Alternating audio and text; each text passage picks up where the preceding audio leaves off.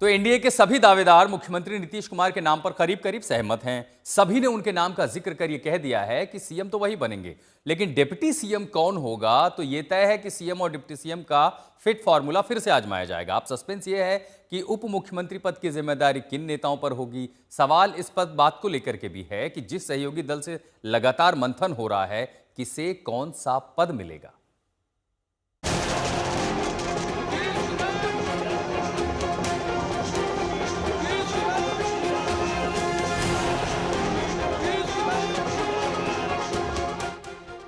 न हार जीत का सस्पेंस बचा है, न सत्ता का सस्पेंस। विरोधी बुरी तरह पराजित होकर बिखर रहे हैं तो दूसरी तरफ जीत के जश्न में डूबा एनडीए अब सरकार गठन की ओर कदम बढ़ा चुका है।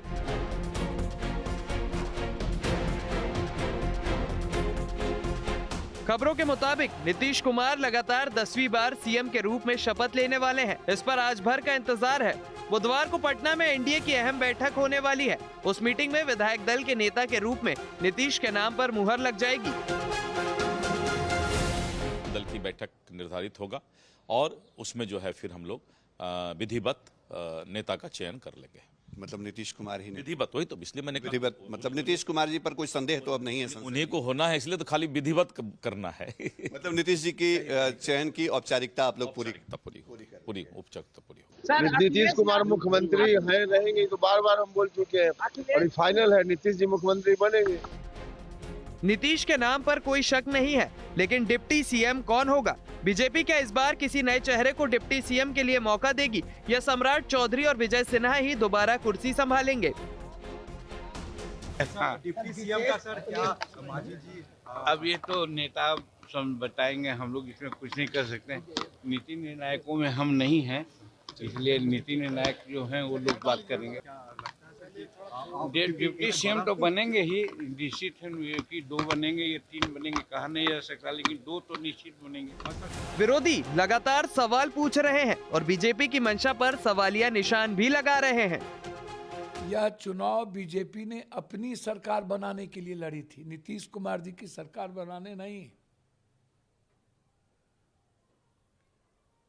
इसलिए नीतीश कुमार जी ने अच्छा निर्णय लिया कि वो इस्तीफा नहीं दिए, ये आप समझिए। पहले कहा जा रहा था कि नीतीश कुमार सोमवार को राज्यपाल से मिलकर इस्तीफा दे देंगे, लेकिन उन्होंने ऐसा नहीं किया। कैबिनेट की बैठक के बाद वे राज्यपाल से मिले, लेकिन सिर्फ इस बात की सिफारिश की कि 19 नवंबर से 17वीं विधानसभा को भंग किया जाए। प्रभाव से 19 तारीख के प्रभाव से वर्तमान विधानसभा को विघटित करने की अनुशंसा कैबिनेट ने की है, जो मुख्यमंत्री जी के माध्यम से मुख्यमंत्री जी के द्वारा अभी महामहिम को दे दिया गया। अब खबर है कि बुधवार को ही नीतीश कुमार सीएम पद से इस्तीफा देंगे और लगे हाथ नई सरकार के लिए अपना दावा भी पेश कर देंगे। दूसरी ओर एनडीए के सहयोगियों में मंत्री पद के बंटवारे को लेकर मंथन तेज है। सोमवार की शाम ही जेडीयू के कार्यकारी अध्यक्ष संजय झा और ललन सिंह दिल्ली पहुंच गए। उम्मीद है कि दोनों नेता बीजेपी के शीर्ष नेताओं से मुलाकात करेंगे, जिसमें सरकार गठन को लेकर अहम बातें हो सकती हैं। दिल्ली से लेकर पटना तक एनडीए खेमा सरकार गठन की जोर शोर से तैयारी कर रहा है।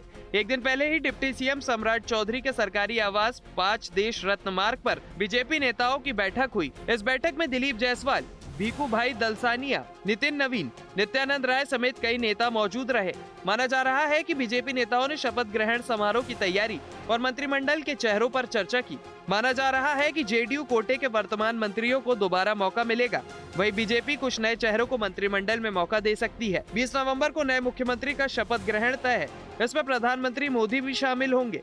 साथ ही गृह मंत्री शाह और कई अन्य केंद्रीय मंत्रियों के साथ एनडीए के तमाम बड़े नेता भी शपथ ग्रहण कार्यक्रम में रह सकते हैं।